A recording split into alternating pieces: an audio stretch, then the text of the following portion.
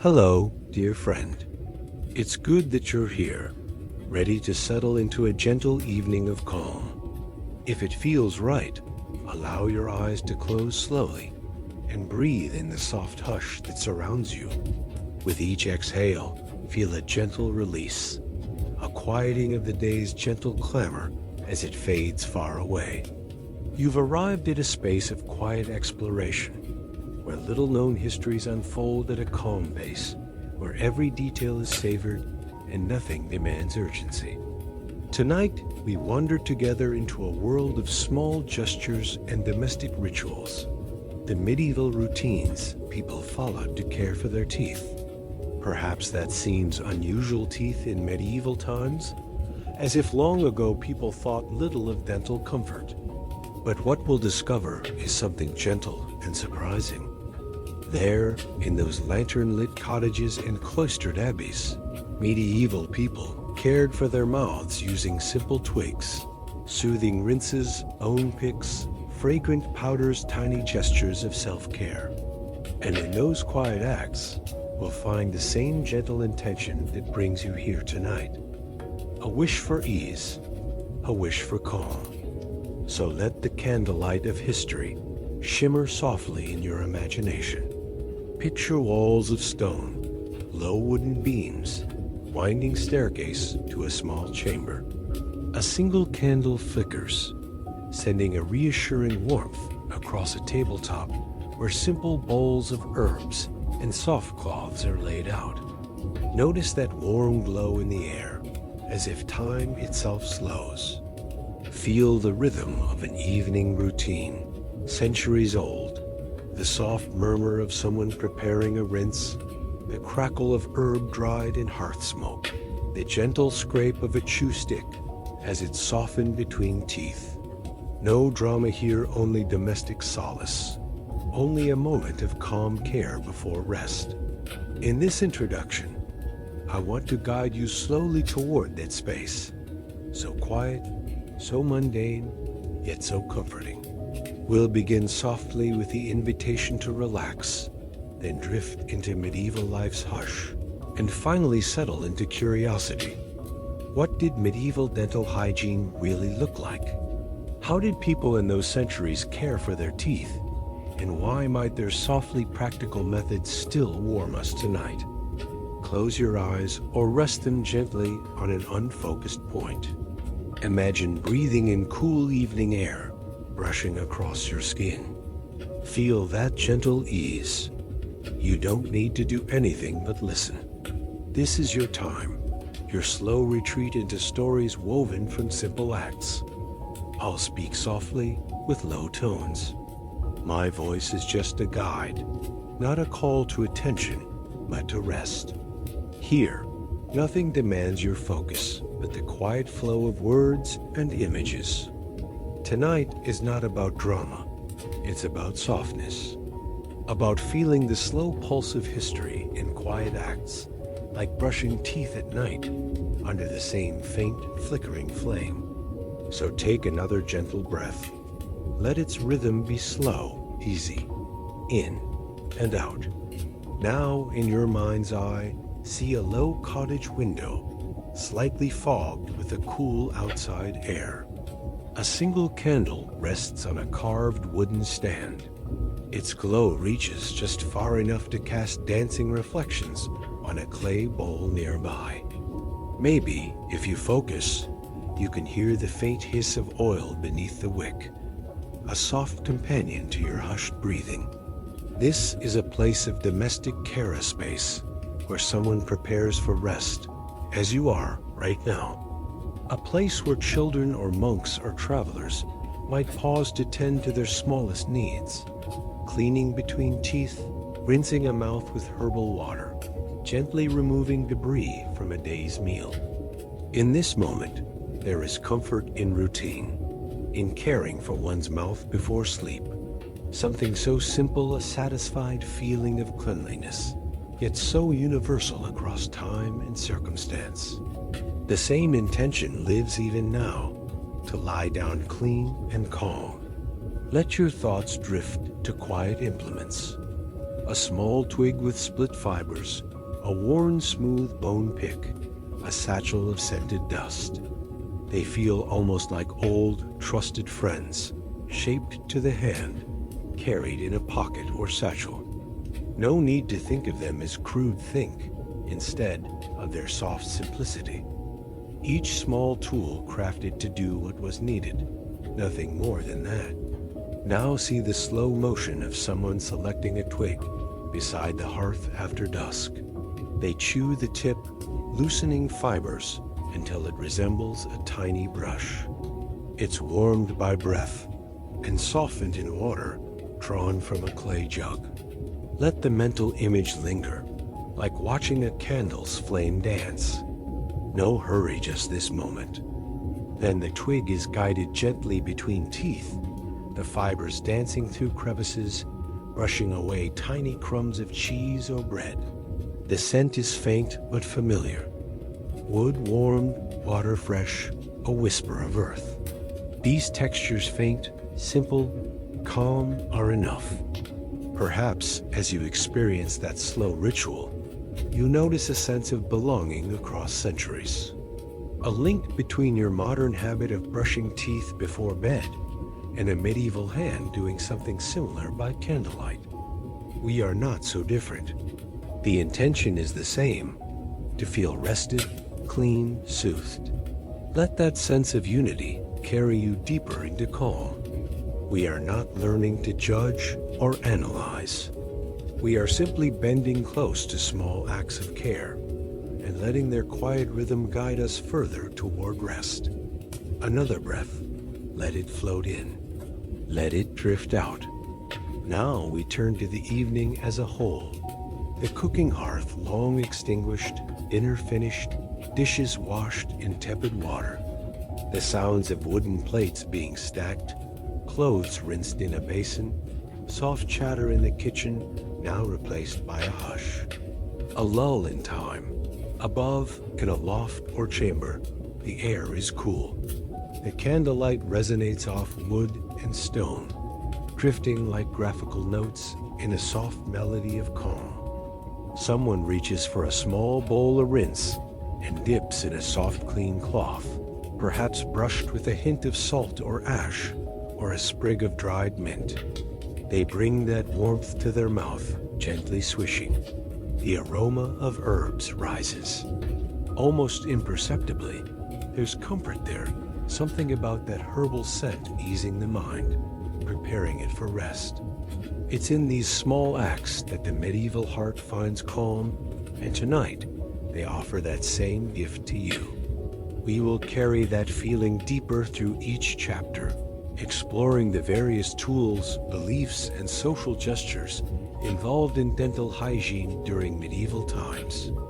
Together, we'll watch the formation of chew sticks. We'll peer into medieval apothecaries' jars, filled with sage and rosemary. We'll unfold the use of bone toothpicks, metal instruments, herbal rinses, honey poultices, all presented not as curiosities to gawk at, but as soft companions along the evening's restful journey. Each small description is a thread we'll follow. The feel of wood, the powder smell, the rinse's warmth. Not to shock or thrill, but to soothe and settle. For now, let this introduction sink in. We're beginning at the threshold of a gentle narrative. If your mind drifts, that's perfectly fine. Let it wander as the images settle. If you grow drowsy, know that's welcome, because rest is this story's purpose. This is not a test of attention, but of quiet presence. Stay as long as you like, and when you are ready, the next chapter will rise softly to guide you further into the world of medieval dental care, an unexpected window into ordinary calm. Take one more deep, slow breath. Fill your lungs, then release. Let the candle's warmth and the hush of medieval hearth embrace your senses, guiding you gently toward that comfortable edge between wakefulness and sleep. And so, with quiet gratitude, we begin. In the faint light of dawn, Imagine a modest timberbird cottage nestled among dew-wet fields. The air is cool, soft with the hush of morning. Inside, a woman stirs awake. She stretches slowly, her breath rising in the silent air. Beside her on a simple wooden stool, a small bundle of twigs rests, chosen carefully the night before, dried and ready, perhaps willow or hazel. These are not mere sticks. They are gentle instruments of self-care, each a promise of quiet comfort at the coming dusk. Reaching for a twig, she examines it by the pale gray light, holding its slender form between her fingers. One end is already slightly frayed, familiar from nights past. She moistens the tip in a small clay bowl, the water shimmering. Then she lifts the twig to her lips. She begins to chew softly, deliberately, until the fibers split and separate. What emerges is a small brush of fibrous threads, softened by water and warmed by breath, a gentle tool for her teeth. This tactile ritual unfolds with care. Each bristled tip glides softly across her teeth. She closes her eyes, perhaps, as she brushes away the last traces of yesterday's bread or cheese. In this simple act, centuries of domestic habit hum quietly beneath her fingertips. There is no urgency here, no dramatic flourish. Instead, there is only a slow, quiet intention. To wake with cleanliness, to begin the day with a sense of preparation, not for battle, but for living deliberately in each moment. Chew sticks, known today across many cultures, have their roots in prehistory. Archaeologists have uncovered chewing sticks dating back thousands of years. Babylonia, ancient Egypt, early India, all forming part of a long, shared history of oral care. In medieval Europe, too, people used twigs from local trees, willow, hazel, apple moistened, and frayed to clean. Within abbeys and cottages alike, these quiet implements found daily use. The choice of wood mattered. Some twigs came from aromatic species, lemon, fig, or nut trees, imparting soft, natural scent. Others came from local willows or maples, chosen for their flexible fibers. European medieval households would select what local nature offered. The woman in our story might forage from a young hazel sapling. The twigs snapped just long enough to be used, and then regenerated by the living tree. There was also an awareness, even in calmer centuries, of the twig's gentle abrasiveness. Brushing with a twig helped remove food particles and stimulate gums, a soft form of oral massage. Medieval healers and lay people alike recognized that regular use kept the breath fresh, the teeth free of residue. This was hygiene rooted in the friction of wood against enamel, in the rhythm of daily habit. But chew sticks were only the beginning. Envision a humble medieval kitchen in early morning light. A small clay bowl rests on a wooden plank beside bowls of salt, ashes, and crushed herbs, rosemary, or mint stored in linen sacks. After the twig has done its work, one might dampen a linen cloth and dip it into salt or ash, then wipe their teeth in careful swipes. The slightly abrasive salt, or the fine ash, worked like a soft polishing powder. Ground shells or bones, lightly crushed, might be rubbed over tooth surfaces, creating gentle friction to cleanse and polish. This may seem odd by modern standards, but its sensorial texture carried comfort. Cold salt rubbing over warm wood fibers, the tactile engagement settling one into peaceful, deliberate care. In a world without toothpaste, this was a way to feel mouth and mind prepared for the day. Inside a stone abbey, sensory details shift but remain intimately alive. In a small scriptorium, candlelight glows upon stone and parchment. A monk pauses from his work, the soft rustle of vellum beneath her fingers, and chooses a twig.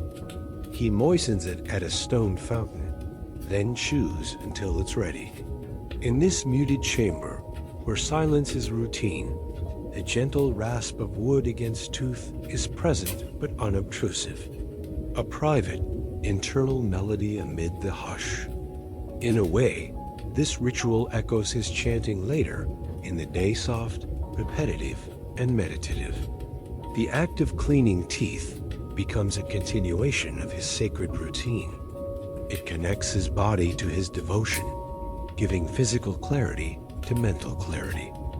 In these small practices, the line between hygiene, ritual, and prayer can blur softly, no more distinct than dawn softens into morning. As the day carries on, the feeling of a clean mouth stays with him. There is courtesy in a fresh breath, even in a medieval cathedral. Visitors closer to Vespers travelers, pilgrims, neighbors, find in that soft ritual a mirror of hospitality. A monk's breath, gentle and fresh, speaks of inner order and outward calm. Back in common cottages, similar care takes a different shape. A peasant family might gather around a communal bowl by the hearth, sharing twigs in quiet rotation. A child, a mother, a father, they chew and soften their sticks. Then, one by one, they clean their teeth, passing the bowl of water between them. In such settings, dental care becomes social, an unspoken thread connecting members through daily ritual. A mother guides her youngster's hand, teaching them to curve the twig along the teeth, pressing gently against the gums. It's a moment of intimacy born of gentle instruction, care passed from one generation to the next. Feel the comfort of that shared slow motion, the scrape of wood, the murmured instruction, the quiet bond across time and lineage. These are the soft lines of tradition, shaped in everyday necessity, but carrying an emotional quiet that matters just the same. The tools, though humble, embody a certain wisdom, selecting the twig, chewing it to readiness, softening it in water, brushing with care. Each step is deliberate. Each motion invites calm.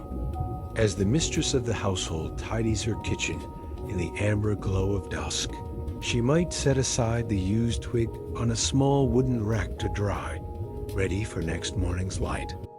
She might rinse the cloth and hang it by a line near the hearth, letting residual warmth and steam carry away the dampness.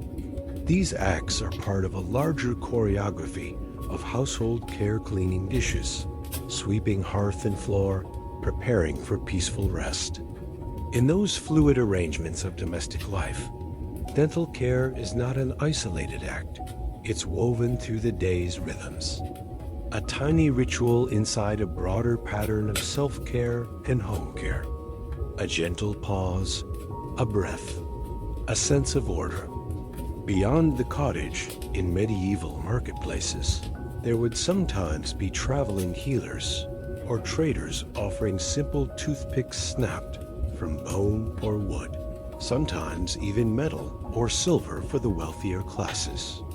These picks were small, carved to fit between teeth to ease food debris.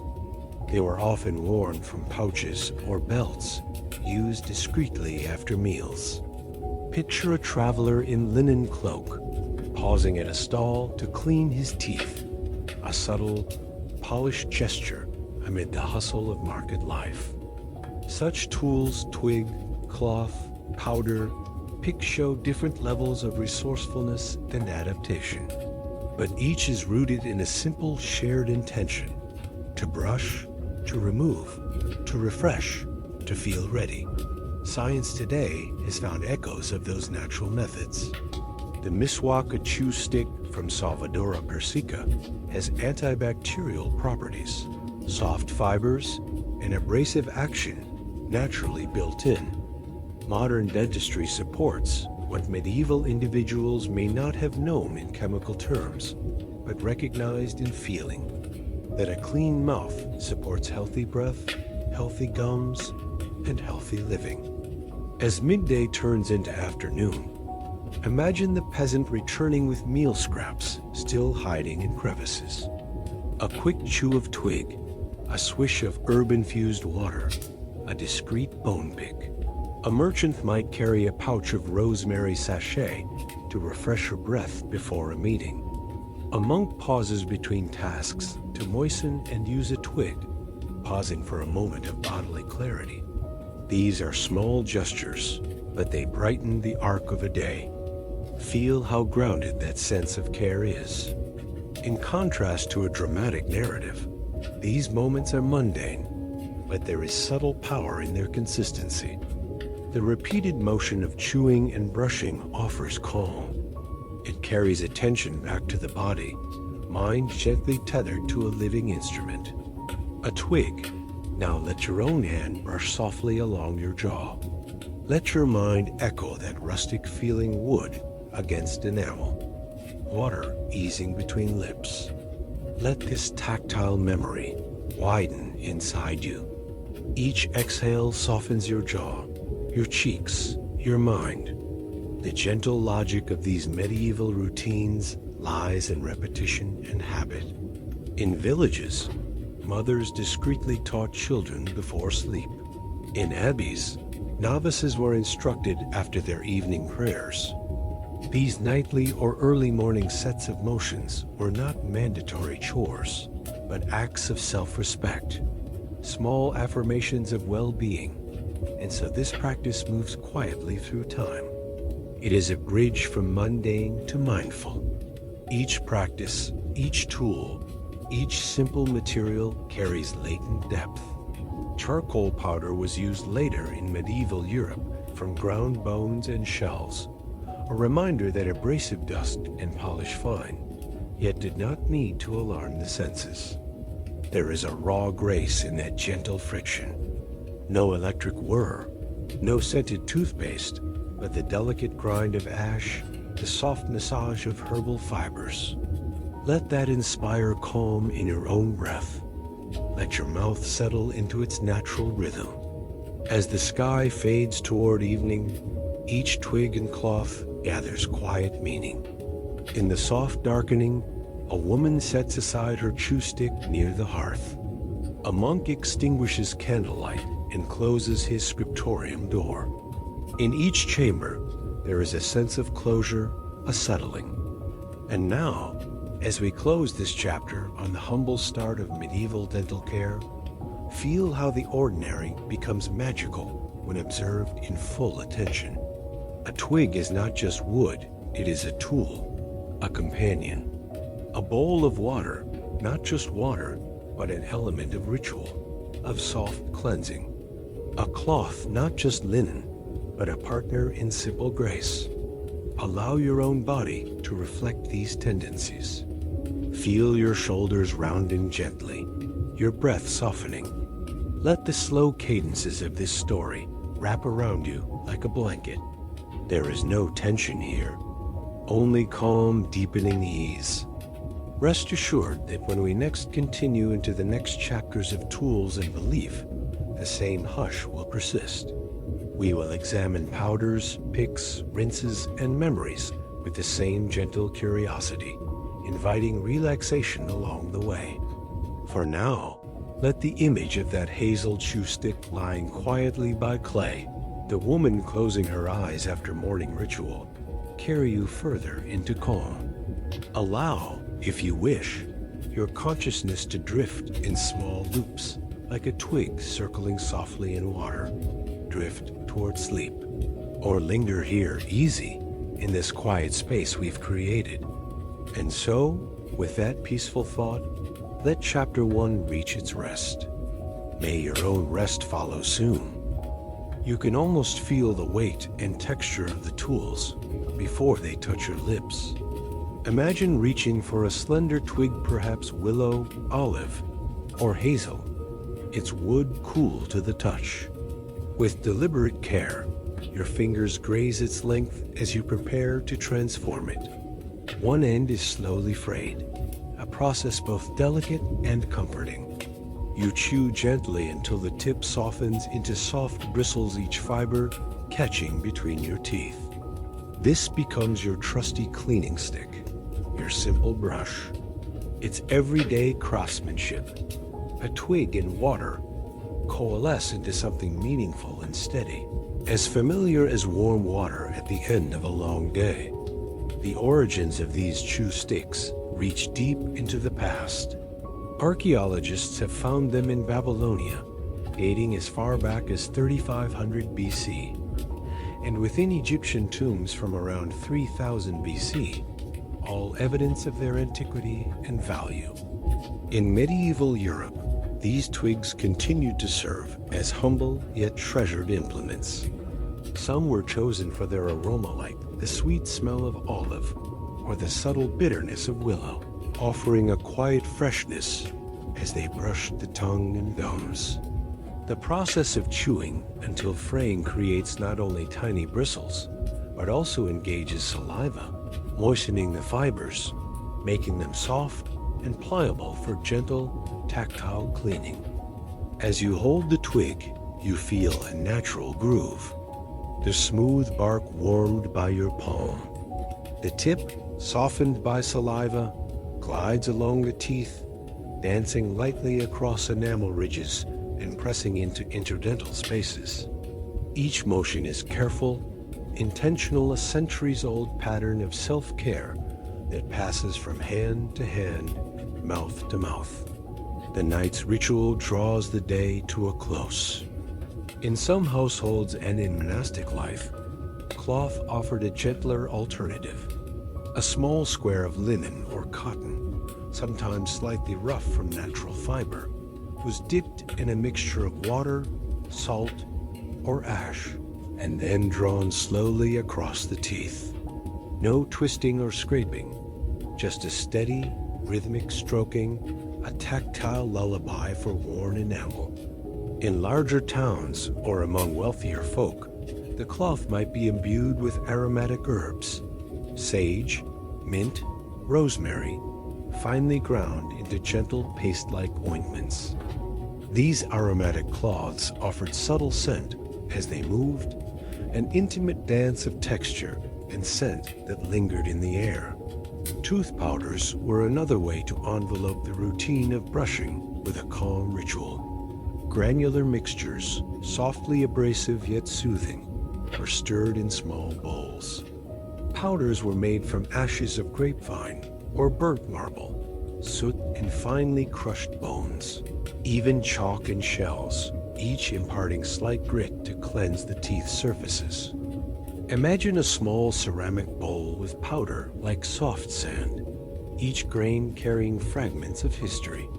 Into this, a little brush woven from wild boar bristles in later eras, or animal hair, feather, or fine cloth might dip.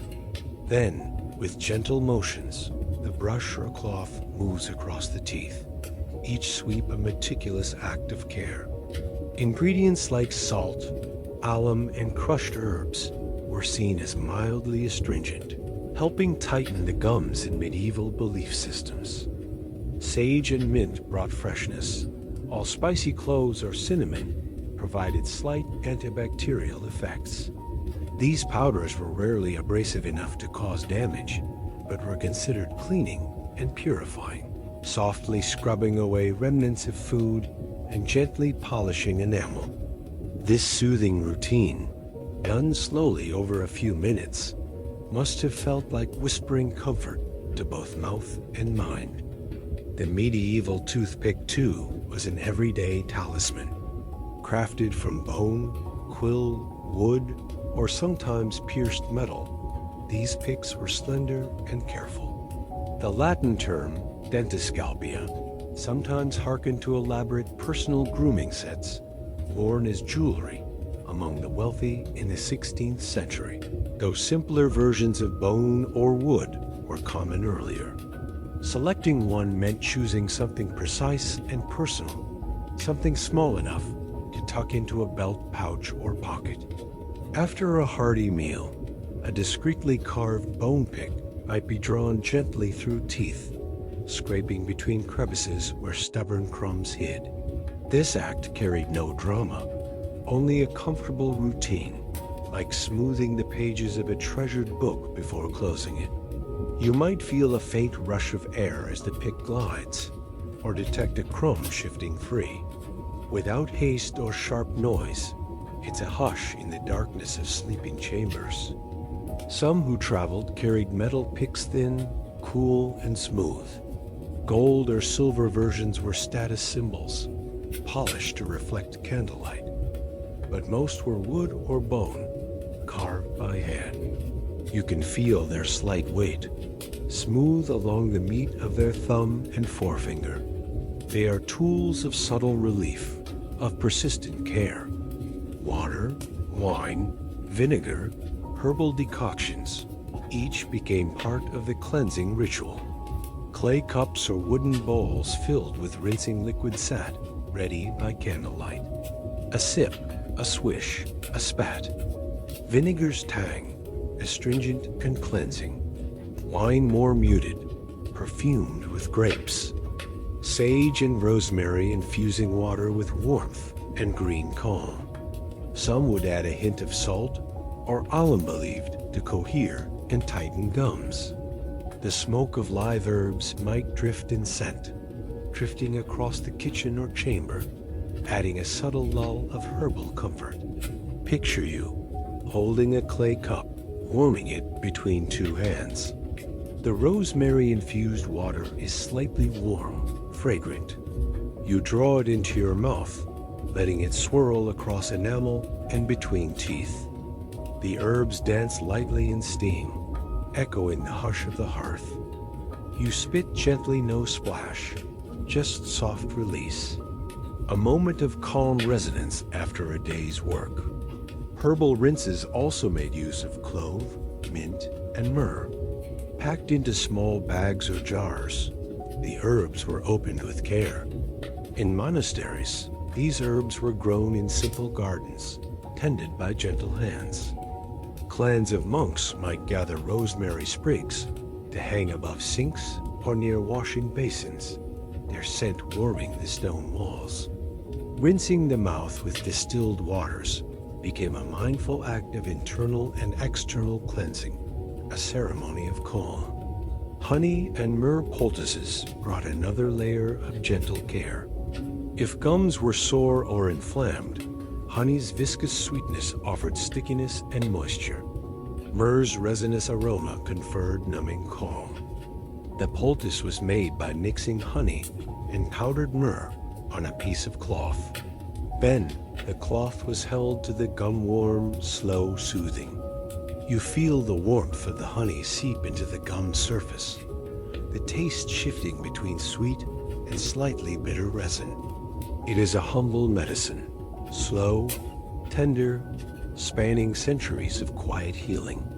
Then there is the rise of bristle brushes imported from China, the 15th century hog bristles set into bone or bamboo handles. These brushes arrived quietly in Europe, though their stiff bristles were sometimes considered too rough. Over time, softer horsehair brushes became more common in Europe, bringing closer comfort and gentleness. Imagine opening an ornate box to find a brush of bundled boar or horsehair, tied with twine to a bamboo handle. It feels substantial yet warm, bristles soft and alive with latent power to clean. Draw it across your teeth, and you feel more resistance, still gentle, but thorough. It was a tactile delight, even in an era before understanding enamel health as we do today. These bristle brushes brought a link between the simple chew sticks and the modern toothbrush, but were only accessible to those who could afford them. Their slow adoption offered hush in the night bristles, brushing like fine combs through tooth edges, loosening debris gently but firmly, echoing the subtle insistence of a breeze moving through tall grass. Each of these tools, the chew sticks, cloths, powders, toothpicks, rinses, poultices, bristle brushes is an instrument of calm care.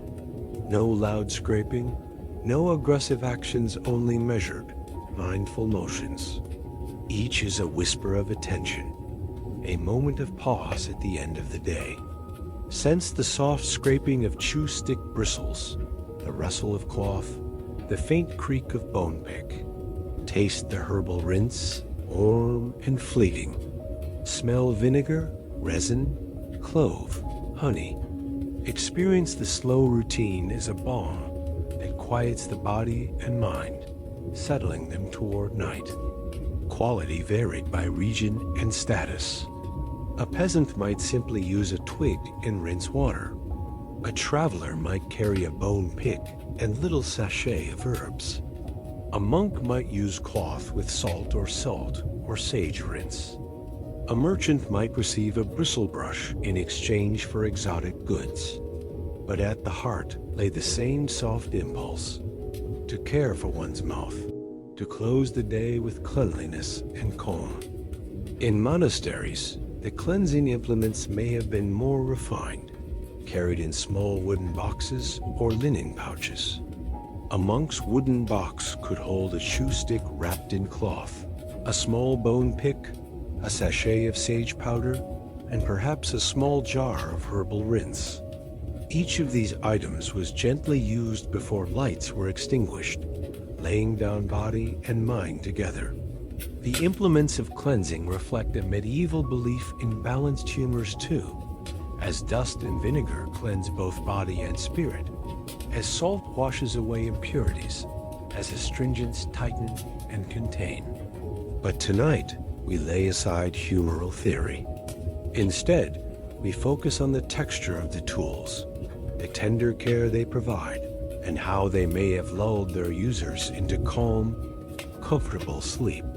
And so, as you listen, you may feel your own lips part, imagining the chew stick tracing enamel, the powder being dipped with a small brush, the cloth warming over water and wiping across surfaces. Perhaps your jaw relaxes. Your tongue floats between your teeth, exploring. Your shoulders soften. In the next breath, imagine tucking the brush or stick beside a basin, placing a rinsed cloth gently on a wooden shelf. The herbal smoke drifts upward, mingling with the night's stillness. And then, that humble bin of implements becomes a rare timepiece, a gentle marker of evening's close, a ritual that, in the medieval world, as dusk settled over thatched cottages and cloistered abbeys alike, healing was seldom separated entirely from belief. The body was understood through the humor's blood, phlegm, yellow bile, and black bile, each aligned with seasons, elements, and states of spirit. A disturbance within these four humors could bring sickness to any part of the body, including the teeth and gums. It was not simply a matter of decay under enamel, but of imbalance within the self. And so, for someone with a toothache, the cure might be as much about restoring harmony in the body as removing a painful tooth. This seated faith in humoral balance shaped gentle rituals and soothing remedies. Rituals we will explore tonight, not through tension or judgment, but with their inherent quiet grace. By candlelight or hearth fire, many would begin their oral care with a rinse of water drawn cool and deep from a stone well, sometimes warmed, sometimes tinged with vinegar. This simple swish helped clear the lingering remains of meals, the thin strands of conversation, of the day's small energies. Yet for those who believed the humors required deeper adjustment, herbs were added to the wash. Sage, mint, rosemary harvested from convent gardens or cottage plots were placed into boiling water, left to steep until the aroma rose like a quiet blessing, and used in rinses that left the mouth feeling subtly scented, subtly balanced. These herbal rinses were not only for freshness, they were small acts of care, gestures of soothing intention. Sage, with its slightly bitter tone, was thought to clear excess moisture and reduce inflammation. Rosemary carried the warmth of summer into cool autumn mouths, preserving gentleness. Mint brought clarity, calm. Even parsley, often tucked into bread, was chewed afterward to cleanse the breath and restore spirit. Each leaf carried soft intention, each simmered aroma, a small sacrament in the day's close. Toothache, that sharp intrusion in the otherwise quiet night, often carried deeper meaning. Pain spoke of imbalance. Some believed it to be caused by the toothworm, a tiny creature burrowing within enamel, gnawing in silent cruelty.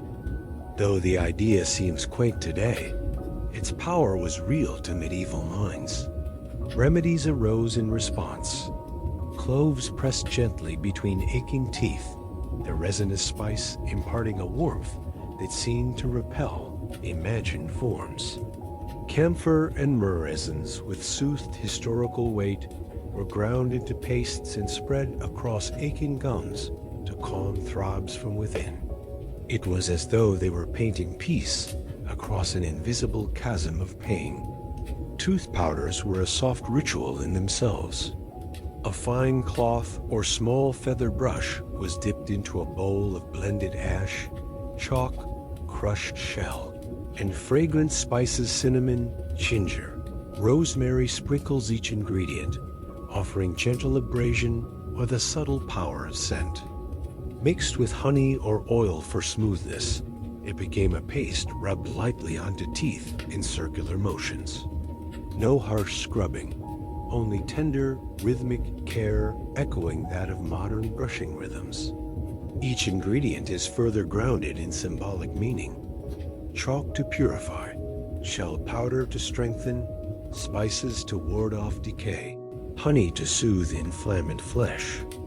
Monastic texts and medical treatises revealed thoughtful variation. Gilbert the Englishman, a 13th century scholar, wrote of cleansing the mouth upon rising, rinsing away the night's phlegm mucus, understood both literally and humoral metaphorically. He recommended powdered mint or marjoram rubbed gently across teeth and gums, with caution against fiery spices that could scorch enamel. He was mindful of balance and of gentleness. And so, practice mirrored belief, not aggressive correction, but whispered maintenance. For those with more severe discomfort, bittersweet poultices might be applied. A small cloth would be soaked in wine or vinegar infused with herb decoctions, then dabbed over aching gums. Cloves or crushed peppercorns might be tucked beneath the cloth's edge. The aroma, the tang, the antiseptic warmth, it all worked together to mask distress and bring subtle relief. It was a practiced touch, an evening balm, a softly administered ablution. Bloodletting, when applied for toothache, seems harsh to modern ears, but was understood through the same humoral lens. A small vein was opened or a leech applied near the temple or jaw, draining what was believed to be excess humoral fluid causing pressure. When practiced gently by a learned hand, it was thought to restore calm.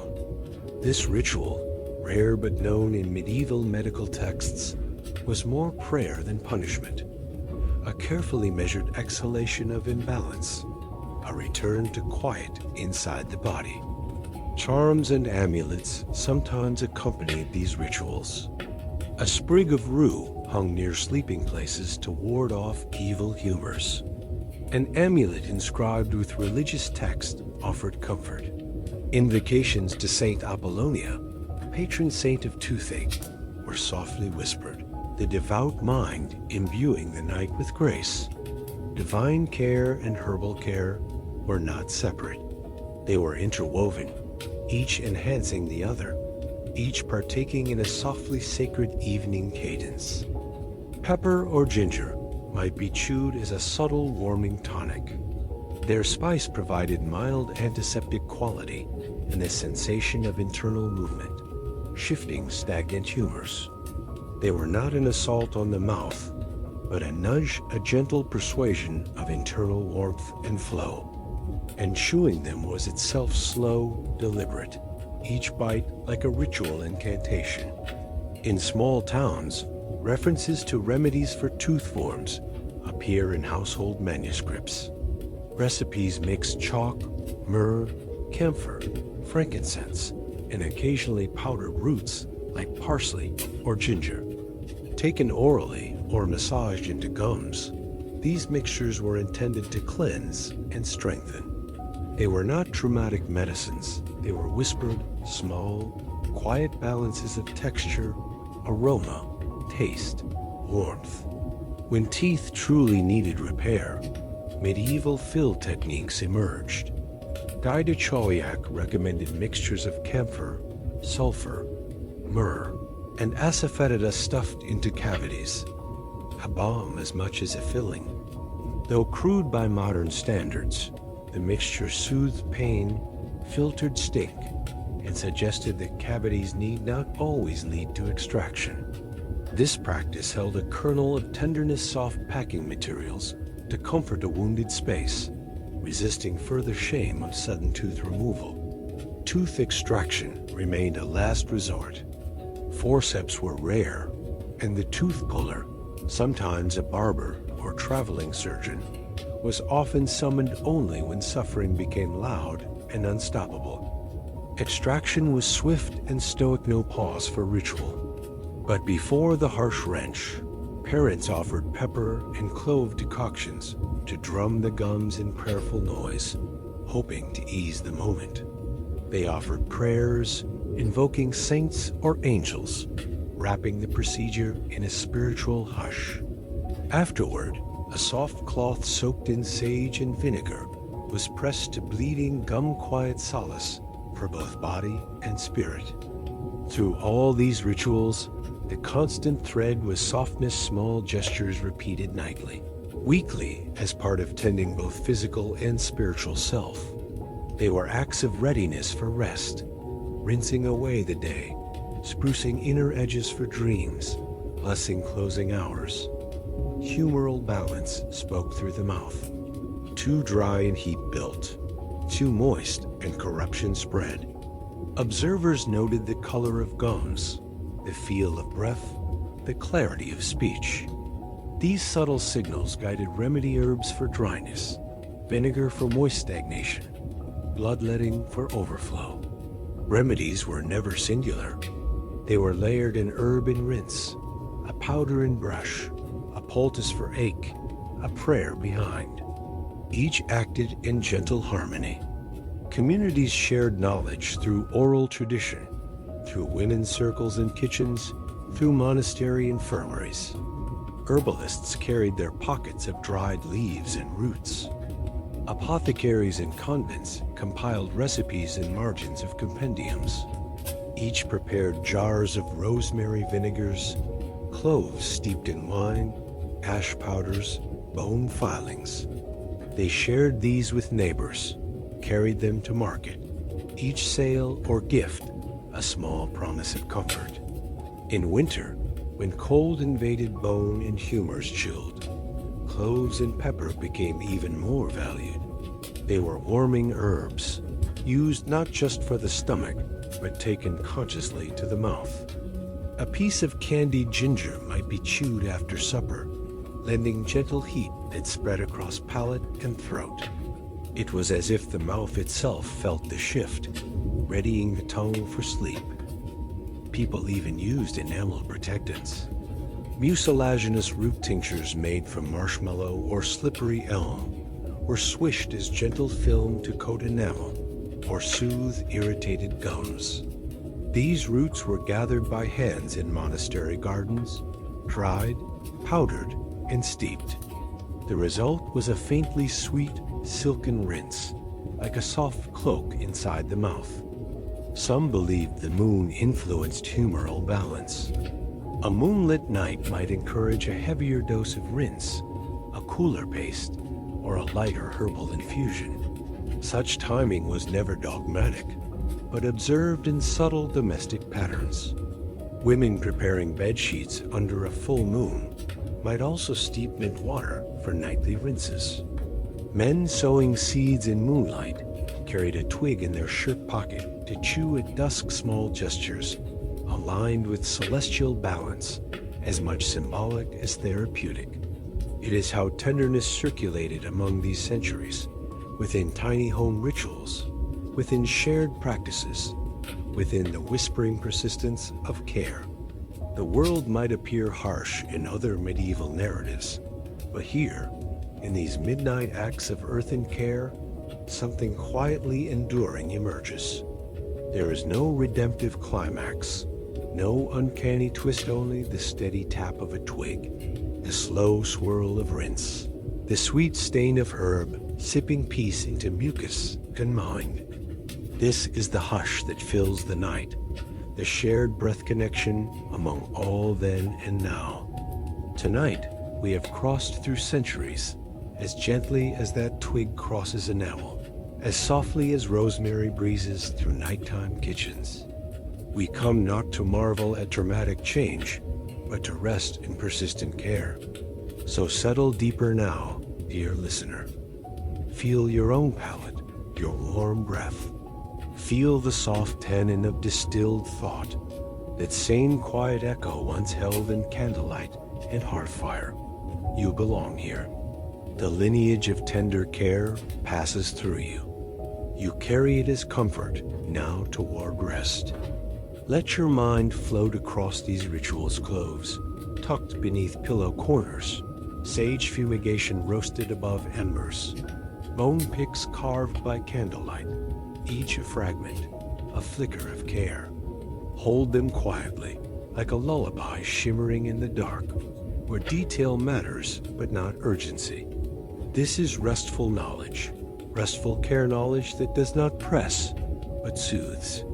Your breathing is slow. The world is still. Let this silent echo of medieval rituals fold you deeper into ease. Whatever tomorrow brings, let it not disturb this restful moment. And with one final breath, soft and slow, embrace the quiet open between memory and dream. You may drift now, carried by the soft hymns of humoral care, the whisper of rosemary steam, the gentle press of ash powder. These routines have traveled centuries for you tonight. Let them rest within you. In the tender hush of medieval village life, evening settles with quiet authority. The sun dips and hearth fires glow in small cottages, abbeys, and market stalls.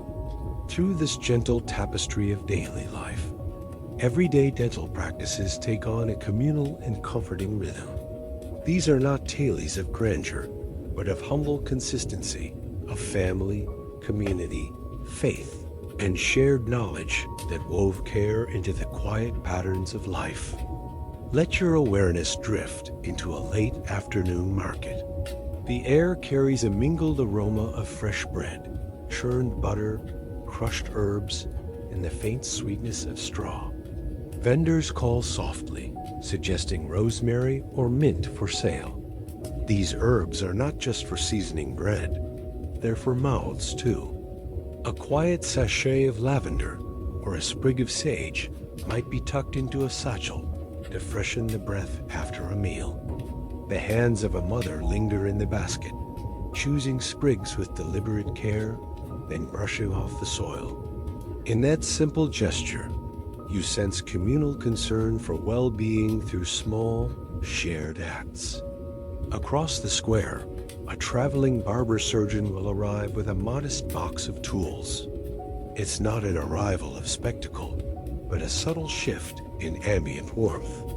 He has cleaned instruments in boiled water, wrapped in cloth biting his lip, lighting a lantern. He arrays bone picks, metal pliers, scissors. Locals watch quietly, some shy to approach, others steeling themselves for the gentle extraction of a painful tooth. It's done under the low chorus of distant church bells. no hurry, just the measured, communal pace of life. The air is still as he removes the troublesome tooth. The patient breathes the cool air, and mothers lift their children in silent understanding. These interactions are soft, ordinary, human. Within abbeys and monasteries, communal wisdom intertwines with faith. In a shadowed cloister, a brother arranges mugs of vinegar and wine infused with rosemary and sage. The ritual is gentle.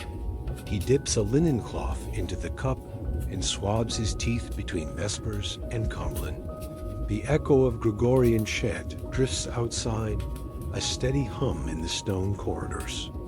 This ritual, simple, soft, and consistent, is not about perfection but intention. A record in the Abbey ledger notes antiseptic gargles and the removal of excess calculus, not as spectacle, but as routine preventive care, tending to the body as a reflection of spiritual discipline. While many think medieval hygiene was neglectful, archaeological and osteological evidence reveals the opposite. Analysis of skeletons shows surprisingly good dental health, fewer cavities than in later centuries, especially among the rural poor, who ate coarse rye bread and raw vegetables, and who habitually cleaned their teeth with rough linen cloths or hazel twigs. These were people who brushed their teeth not for show, but for comfort, for cleanliness, for the simple pleasure of a soothed mouth. Even in small-town homes, there was an informal passing of wisdom. Mothers would teach daughters how to prepare herbal mouth rinses, vinegar, wine, salt, crushed cloves, rosemary, mint, letting them steep all afternoon. At mealtime, someone would dip a finger in the mixture and swirl it between teeth. It was a ritual of care, unhurried, domestic, silent. A note in a 13th century compendium of medicine advises cleaning teeth after eating to prevent buildup and suggests herbal mouthwashes and dentifrices. It's not medical bravado, merely modest, loving attention to small disturbances in the mouth, a way to maintain pride in breath and appearance. Higher status households had slightly more adornment, but still without drama. They might own metal or bone toothpicks, sometimes engraved with a simple pattern or symbol, carried in a leather case or tucked discreetly at the belt. These toothpicks were used mindfully after meals to remove stubborn particles, and they symbolized quiet personal and social confidence, a breath free from crumbs in conversation, a gesture of gentle refinement. In these spacious cottages, abbeys, taverns, knowledge was passed on verbally through imitation and necessity. Barbers learned from fathers and apprentices. Monastic texts referenced Arabic surgical writings, such as those by Abai al-Hizim al-Zarak, whose Kitbal Tarfi included early illustrations of dental instruments and methods for scaling plaque and ligature of loose teeth. That surgical wisdom filtered slowly into European practice, read by scholars like Guy de Chauliac, who quoted al-Zahrawi over 200 times in his Chirurgia Magna, and advocated antiseptic gargles and removal of calculus. Guy de Chauliac was more than a lofty surgeon. He was a conduit of cross-cultural medical wisdom. Practicing in Avignon and serving the papal court, he understood anatomy and surgery, extending his care to dental health with antiseptic rinses and early calculus removal. But the humblest tools, the chew stick, the pocket toothpick, the linen cloth, the herbal rinse, were used by villagers and monks alike. Social class did not determine intent. These were shared human acts of care. Nighttime in a medieval hamlet is quiet. The wind stirs the thatch. A dog rustles in straw. In an upstairs chamber, a young man sets aside an oil lamp and bends over a clay bowl. With hazel twigs softened by water and chewed tips, he cleans his teeth. He dips a sage-infused rinse from a small porringer, the aroma gentle and green. He lets it swirl before spitting quietly. He takes a bone or silver pick, scouring a stubborn crevice. Is this a mark of wealth? Not really. It is a tender act of living, comforting, habitual, small, and it binds him to neighbors who do exactly the same. In wealthy households, the form may look more refined, clean linen. Fine-boned picks, scented pastes may have crushed mint, pepper, or powder, but the heart is the same. A 16th century German surgeon, Walther Hermann Riff, later wrote treatises on oral care, recommending gentle cleaning rites that echo what medieval parents already practiced: chewing twig, rinsing salt or vinegar solutions, toothpicks, herbal powders. His words were shaped by inherited social tradition. What unites these diverse scenes, peasant, monk, barber surgeon, aristocrat, is shared wisdom. Teeth are to be cleaned, breath freshened, decay avoided. Cleanliness was not vanity. In a world of firelight and closeness, breath mattered, body mattered. Quiet reflection, not spectacle, drove the practice. Let your mind wander to a monastic infirmary. A novice has sore gum. A brother gently prepares a poultice, linen cloth soaked in warm water, honey, and ground myrrh. He applies it slowly to the cheek. The novice breathes in the resinous incense aroma, feeling the honey's warm sweetness against the gown. He swallows and feels comforted, soothed. This is healing without haste, without pain, flowing with compassion and care. Clues in historical texts say toothworms were believed responsible for decay.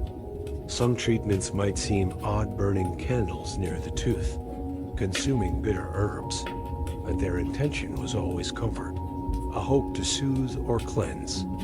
Even mistaken beliefs were quietly rooted in hope, a desire to care. Over time, practices evolved, but community, memory, intention remained constant. In a farmer's cottage, a grandmother sits by the hearth with a granddaughter in her lap. She sings a lullaby with soft broken chords, then teaches her to chew willow twigs, showing how to split the end and rub gently between teeth. "Not too hard, dear," she says. "Gentle now." The girl smiles, breath scented with wood and earth. That breath carries a lineage back centuries through quiet hands, low voices, caring touch. Social rituals also included communal grooming. A traveling healer might come through the village, offering tooth cleaning sachets or a brief instruction to scrub gently after meals. Barbers might offer to scale teeth or extract a rotten one. Monks might share an herb guide with lay siblings. Knowledge traveled slowly but kindly, in measured steps, never urgent, always intentional. These exchanges of quiet wisdom stand in contrast to modern loud campaigns about dental health. Instead of fervent slogans, medieval life relied on calm conversation. Instead of flashy tools, they had wood and cloth. Instead of professional clinics, they had homes and hearths. Yet they cared profoundly through deeds that felt entirely natural. In that spirit, breathe with the rhythm of their care. Inhale slowly, exhale softly. Inhale intention, gentle concern. Exhale tension like plaque washed downstream. These medieval acts resonate even now, reminding us that a calm ritual is more life-affirming than drama. End of day came with stillness, households darkened, hearths cooled, prayers whispered. With toothbrushes shaped from sprigs, rinses scented with rosemary and vinegar, and soft picks tucked away, people slept in the knowledge that they had honored their bodies. Small, though, that honor may seem. In that reflection before sleep, they found peace.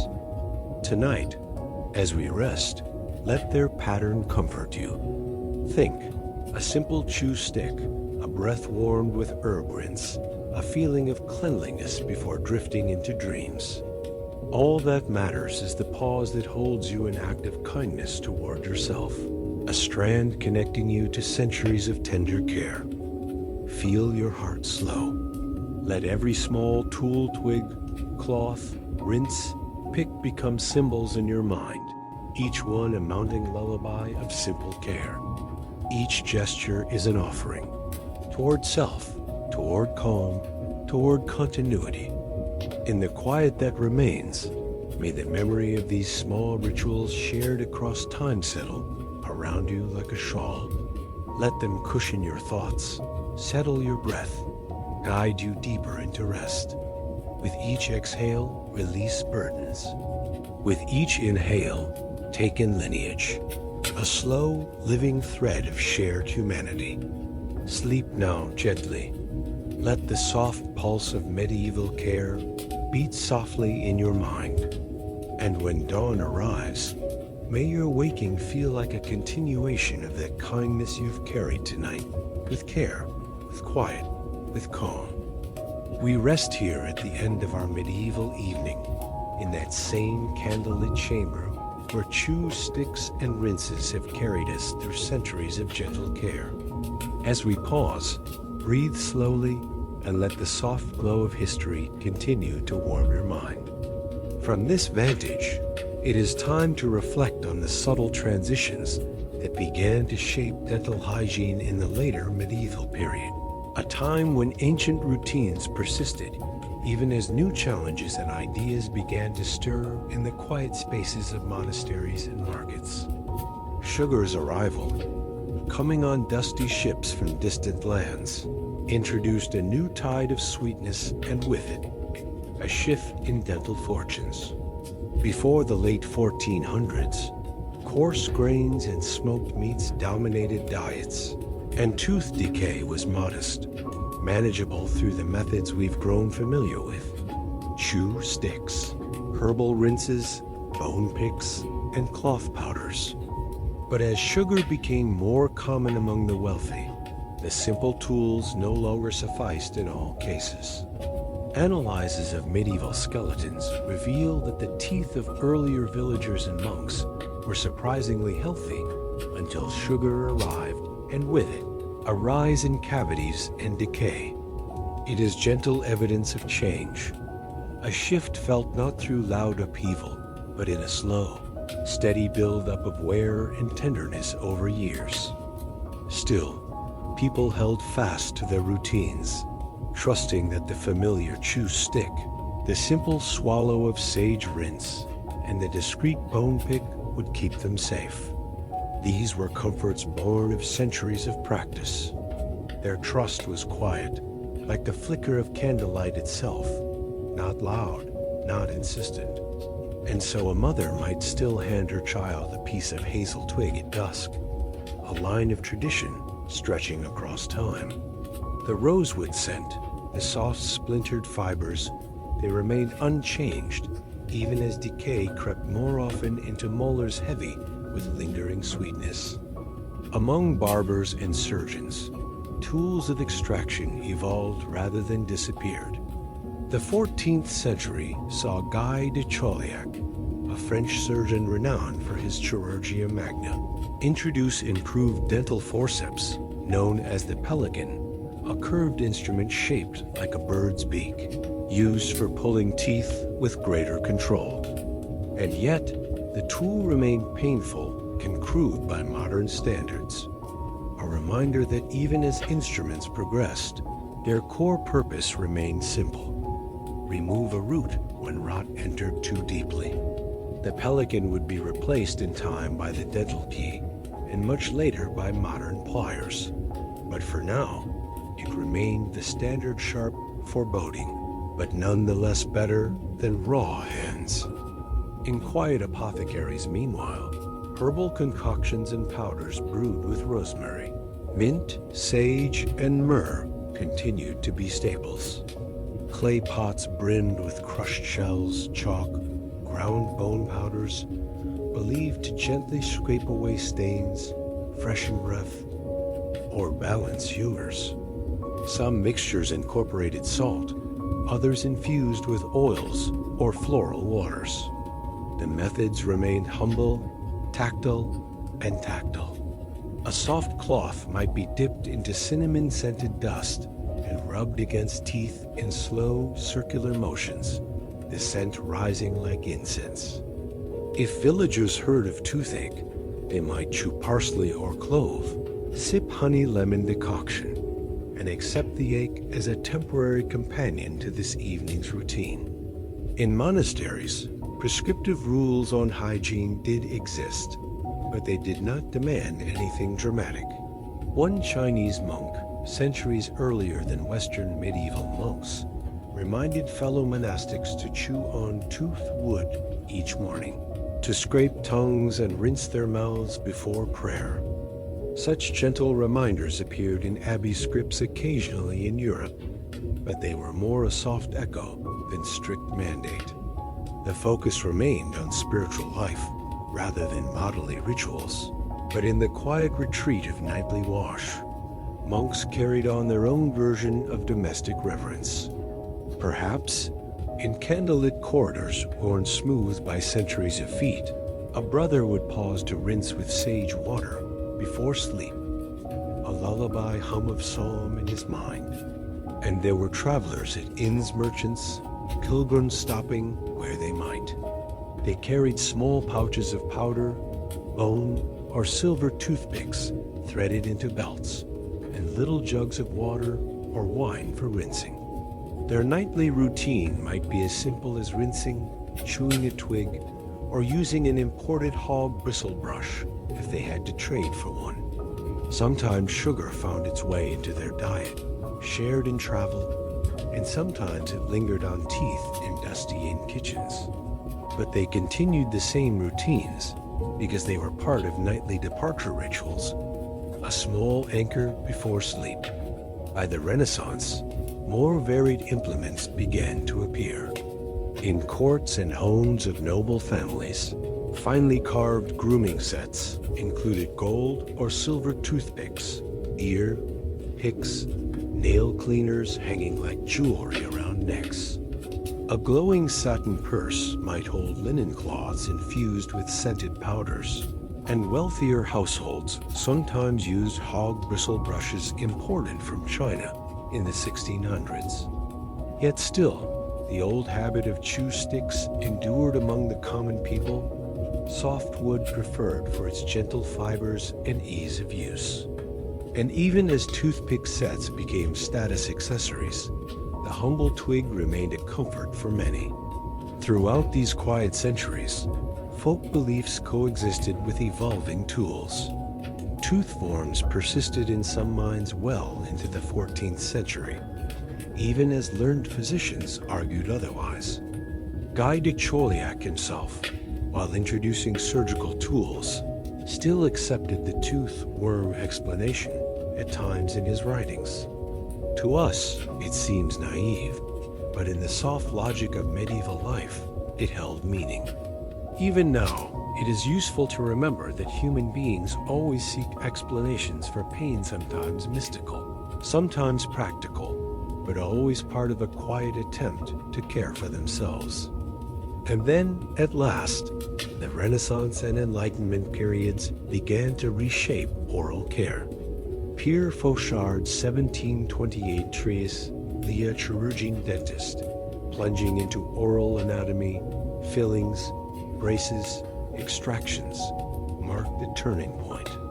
In those pages, he recommended gentle rinse with water or diluted alcohol each morning, and reminded readers to use wet sponges rather than linen if they scrub it at all. He warned against abrasive powders, brick dust, pumice, acid, and recommended toothbrushing with sponge or soft brushes.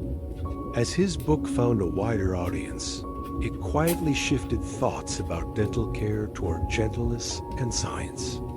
But still, Many continued with familiar routines, twigs in one pocket, bone picks in another, softly winding through daily life. It was not an abrupt end to the old ways, but a gradual blending, like the gentle meeting of rivers. In villages far from Paris or Rome, the chew stick remained daily practice long into the 18th century. In royal courts and larger towns, Fauchard's methods were adopted in part, but even dentists carried wood-handled brushes then, and it would be centuries before fluoridated toothpaste and nylon brushes spread fully to every household. Until then, a hush prevailed, a gentle slowing of transmission rather than sudden shift. And what of us, here on a quiet night? Perhaps we see ourselves in these meditative traditions, the intention we share across time, to care for ourselves before sleep. We grasp a modern brush, squeeze frosting of gel onto bristles, swirl and rinse in decades ago. Someone wrapped a sage cloth around their fingers, dipping it in water, cleaning between teeth with the same purpose. The tools differ, but the care remains direct, intimate, personal. Connection across centuries gleams forth, soft but undeniable. If you rest your head, feel the pillow cradle your neck. Let your breath align with the cadence of candlelight flicker. Think of those medieval evenings, the rise and fall of flame, the kettle steam drifting from a hearth, and the hidden care in a small wooden twig or the petal-cost herbal rinse. Those gentle moments still echo in our rinses, in our brushes, in our quiet before sleep. Imagine yourself in that medieval room, body warmed in woolen wrap, hearth cooled, candle guttering. A small bowl of herb water rests beside the bed. You hold it, bring it to your lips, and swallow slowly. There is no audience. There is nothing but care, comfort, and memory. Across the quiet reflection of this chapter, we've walked through moments of shift. Sugar's arrival, the Pelican's introduction, scholarly treatises, the rise of Renaissance hygiene, and the gentle spread of scientific sleuthing. We've considered folk belief alongside evolving science and seen how humble acts of care persisted through all. Each thread is part of the same soft tapestry toward sleep. Now, as this chapter settles like a star fading into dawn's sky, let your mind rest in the continuity we share across ages. This is not a history of triumph or drama, but a lullaby woven through daily acts of kindness we give ourselves. It's a gentle reminder that in small care morning rinse, evening brush, mindful breath, we echo our ancestors' hands across centuries. You may feel a shift inward, eyelids heavier, thoughts softer, muscles releasing. That's good. Allow them to relax. Let the calm of this medieval room drift into your own rest. Each breath becomes deeper, slower, steadier. If your mind drifts to tomorrow's tasks, let those thoughts evaporate like candle smoke. They'll be there when you wake. For now, only this moment matters. The space between wakefulness and sleep, held by soft history's hands. And as you slide towards sleep's gentle current, perhaps you'll carry the image of the chew stick or the halo of candlelight in that room. Perhaps you'll sip a memory of sage rinse at dawn and feel connected quietly, warmly to centuries past. May this final calm guide you further into rest. Dream softly, breathe easily, and let your mind drift. The world will wait.